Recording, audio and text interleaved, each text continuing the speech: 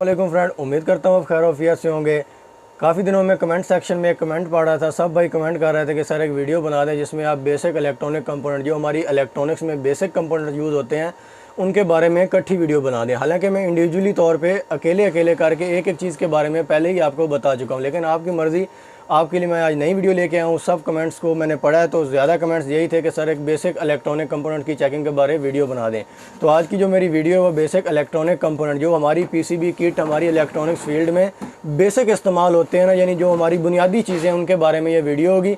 उम्मीद करूँगा कि ये वीडियो आपको पसंद आएगी। अगर चैनल पे न्यू हो तो सब्सक्राइब ज़रूर कर दीजिएगा, क्योंकि आपको एक चीज़ का पता है, जब एक चीज़ की बेस वीक होगी तो वो कभी भी कामयाब नहीं हो सकेगी। इसलिए मैं कमेंट को पढ़ा, मुझे रियलाइज़ हुआ कि मुझे इस पर वीडियो बनानी चाहिए, इसलिए मैंने आज बेसिक इलेक्ट्रॉनिक कंपोनेंट पे वीडियो बनाई। क्योंकि मुझे भी पता है कि जब हमारी बेस कमज़ोर होगी तो हम कभी भी कामयाब नहीं हो सकेंगे। इसलिए मैंने इस पे बहुत ज़्यादा कोशिश की है और बहुत ज़्यादा ट्राई की कि मैं बेहतर से बेहतर तरीके से आपको आज इसकी बेसिक समझा सकूं कि what is the basic of electronics. तो अभी आप मेरे सामने ये पार्ट्स वगैरह देख रहे होंगे, काफ़ी ज़्यादा मैंने पार्ट्स रखे हैं आपकी सहूलत के लिए। सब चीज़ें पड़ी हैं, जो आप देख रहे हैं सब चीज़ें पड़ी हैं जो हमारी बेसिक इलेक्ट्रॉनिक्स में इस्तेमाल होती हैं। इनको चेक करने का मैं सारा प्रोसेस बताऊंगा। इसके लिए हमारे पास 2 मीटर होने ज़रूरी हैं, एनालॉग मल्टीमीटर और डिजिटल मीटर। ये 2 मीटर होने ज़रूरी हैं। इन 2 मीटर की मदद से हम ये बेसिक इलेक्ट्रॉनिक जितने भी कंपोनेंट्स हमारे पड़े हैं उनका पहले पर्पस देखेंगे कि उनका पर्पस क्या होता है, हम इलेक्ट्रॉनिक्स में उसे इस्तेमाल करते क्यों हैं। उसके बाद उनका चेकिंग प्रोसेस आया कि वो ठीक है या ख़राब, ये सारी चीज़ें बताऊँगा। इसलिए आपको वीडियो एंड तक देखनी होगी। और चलें अब मैं आपको इसका चेकिंग प्रोसेस बताता हूँ। अच्छा जी, ये 2 मीटर हमारे पास होने लाजमी है। मेरे पास एनालॉग मल्टीमीटर भी है और डिजिटल मीटर भी है। कुछ पार्ट्स ऐसे हैं जो एक से ही चेक हो सकते हैं, कुछ पार्ट्स इसमें ऐसे हैं जिनके लिए हमें डिजिटल मीटर इस्तेमाल करना बहुत ज़रूरी होता है। इसके लिए पहले मैं डिजिटल मीटर इस्तेमाल करूँगा इसकी एक्यूरेट चेकिंग के लिए। इसको मैं पहले सबसे जो बेसिक हमारी इलेक्ट्रॉनिक्स फील्ड में है वो हमारा है फ्यूज़, जो बेसिक इस्तेमाल होता है। उसको मैं किस पे पहले डिजिटल मीटर को कंटिन्यूटी पे सिलेक्ट करूँगा। फ्यूज़ को आप इस मीटर से भी चेक कर सकते हैं, इस मीटर से भी चेक कर सकते हैं। बाज़ार आपकी ये कंटिन्यूटी ओके होनी चाहिए। देखें मीटर से बज़र की आवाज़ आएगी, आवाज़ आपको आ रही होगी। फ्यूज़ में बेसिकली एक इस पॉइंट और इस पॉइंट को जोड़ती है एक तार, इस पॉइंट और इस पॉइंट को। उसको डिस्कनेक्ट नहीं होना चाहिए। जब वो डिस्कनेक्ट हो जाएगी तो हमारी जो पीसीबी किट है वो ऑन नहीं होगी। इसलिए उसे हम एक इस सिरे पे रखेंगे और एक इस सिरे पे रखेंगे और हमारा ये देखें मीटर कंटिन्यूटी शो कर रहा है। इसका मतलब ये है कि इस पॉइंट और इस पॉइंट के दरमियान अभी तक कंटिन्यूटी मौजूद है, डिस्कनेक्ट नहीं हुआ। इसका मतलब ये है कि हमारा ये फ्यूज़ ओके है। उसके बाद फ्यूज़ इस तरह के भी होते हैं, ये देख सकते हैं आप, ये भी उसी तरह चेकिंग प्रोसेस है। अगर ये देखें, वो तो हमारा चलो कलर फ्यूज़ था ना, इसलिए हमें पता नहीं चल रहा था।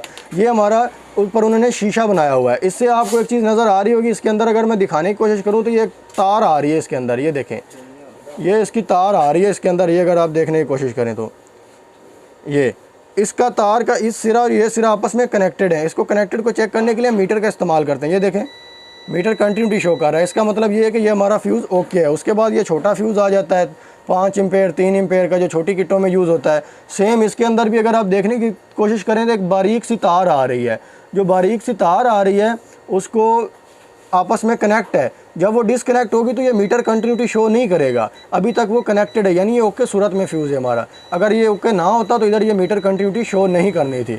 इसीलिए हमारा फ्यूज़ हमने चेक कर लिया। उसके बाद ये कॉयल आ जाता है। कॉयल भी हमारा बेसिकली फ्यूज़ टाइप काम करता है, यानी ये भी हमारा एक फ्यूज़ है, लेकिन इसमें कॉयल टर्नें ज़्यादा होती हैं, कॉपर की टर्नें ज़्यादा होती हैं। उसमें एक ही टर्न था सिर्फ अंदर, ये देखिए एक ही तार लगी हुई थी, लेकिन इसके अंदर टर्नें ज़्यादा है। उन्होंने कॉपर की कॉयल की टर्नें ज़्यादा दे दी हैं। यही सिंपली यही है कि एक इसकी बारीक सी तार ये आ रही है, ये और ये आती आती ये टर्ने लेती है, इधर टर्ने लेती है, और टर्ने लेने के बाद ये देखें आप, एक सिरा इसका ये आ गया।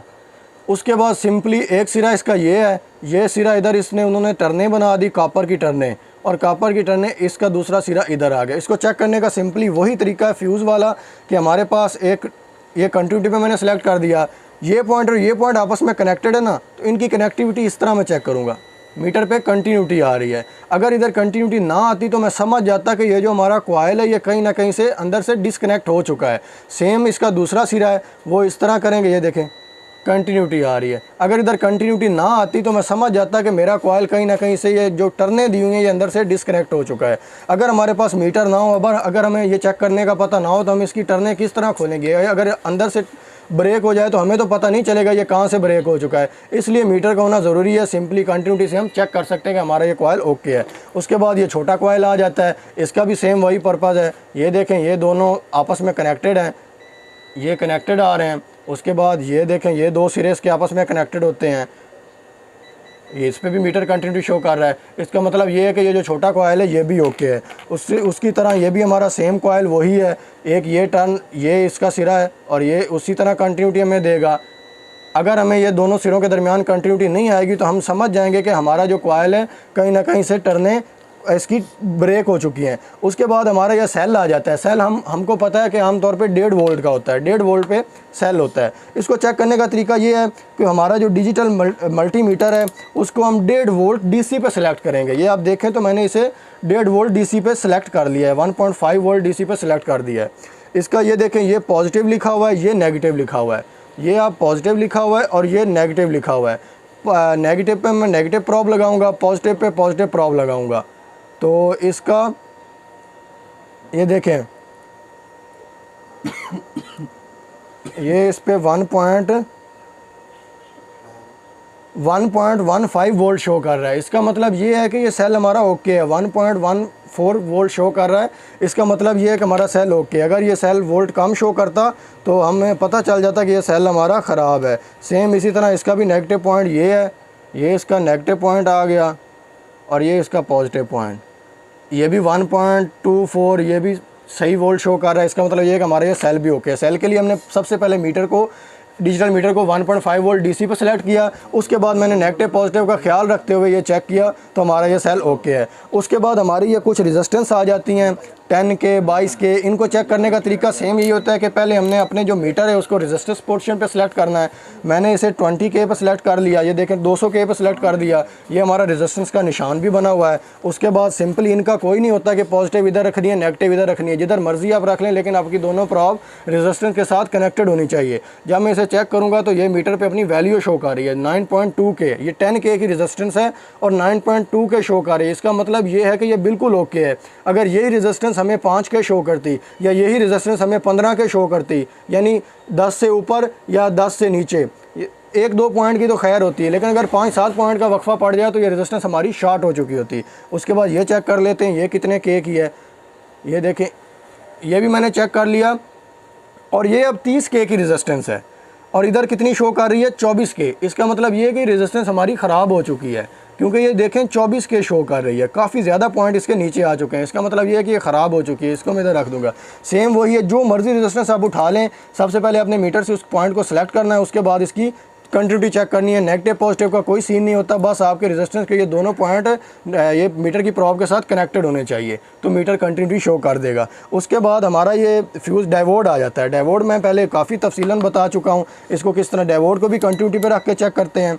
बेसिकली डायोड की एक पॉजिटिव साइड होती है और एक नेगेटिव साइड होती है। इसे अब जब मीटर को इस तरह चेक करते हैं ना तो इसे किसी भी एक साइड पर अपनी कंटिन्यूटी शो करनी चाहिए, एक साइड पे। अगर ये दोनों साइडों पे कंटिन्यूटी शो करेगा तो इसका मतलब ये है कि हमारा डायोड शॉर्ट हो चुका है।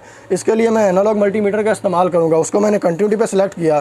कंटिन्यूटी पे सिलेक्ट करके मैं ये देखें आप, उसके बाद ये देखें एक साइड पे हमारा डायोड है जो वो कंटिन्यूटी शो कर रहा है। जब मैं प्रॉब चेंज करूँगा तो दूसरी साइड पे ये कोई कंटिन्यूटी शो नहीं कर रहा। जब मैं इस तरह प्रॉब चेंज करूँगा तो ये कंटिन्यूटी शो कर रहा है। इसका मतलब ये है कि जब ये एक साइड पे कंटिन्यूटी शो करेगा तो इसका मतलब ये है कि डायोड ओके है। जब ये दोनों साइडों पे हमारी मीटर कंटिन्यूटी शो कर देगा तो इसका मतलब ये है कि डायोड ओपन हो चुका है, रिवर्स बाइस हो चुका है। डायोड भी हमारा चेक हो गया। उसके बाद हमारे आते हैं ये कैपेसिटर।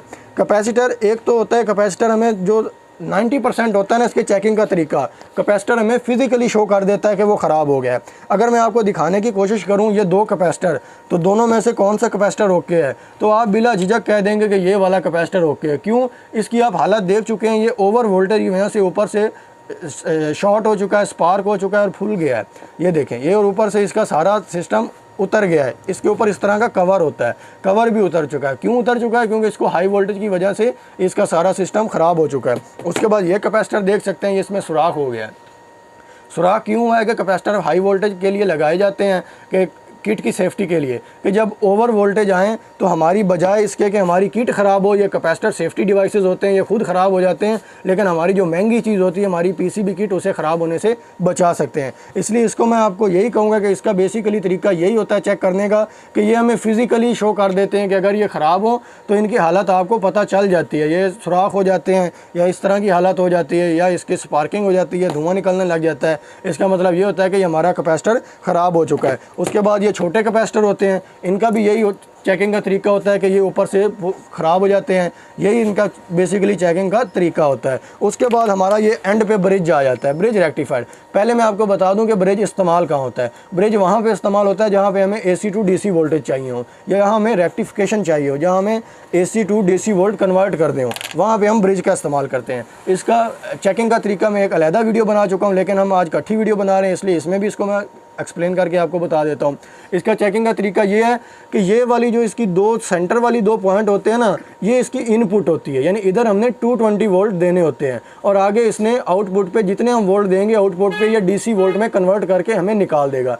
देखें आप, AC पे उसने AC का निशान बनाया हुआ है और DC पे ये पॉजिटिव और ये नेगेटिव उन्होंने बनाया हुआ है। चेकिंग करने का तरीका ये होता है सिंपली कि जब हम एनालॉग मल्टीमीटर को कंटिन्यूटी पर सिलेक्ट करते हैं तो अगर हम इसे ये जहाँ पे हमने इनपुट देनी है, इनपुट पे इसकी कोई कंटिन्यूटी नहीं आनी चाहिए। अगर कंटिन्यूटी आएगी तो हमारा ये ब्रिज शॉर्ट हो चुका है। ये देखें, मैं चेक करता हूँ, इधर मीटर कंटिन्यूटी शो कर रहा है, इसका मतलब ये है कि ये हमारा ब्रिज शॉर्ट हो चुका है। सेम मैं दूसरा एक ब्रिज ले आता हूँ, इसको चेक करता हूँ, ये हमारे साथ क्या करता है, इसको मैंने देखे वही प्रॉब्लम उधर रखी लेकिन मीटर पर कोई कंटिन्यूटी नहीं आ रही।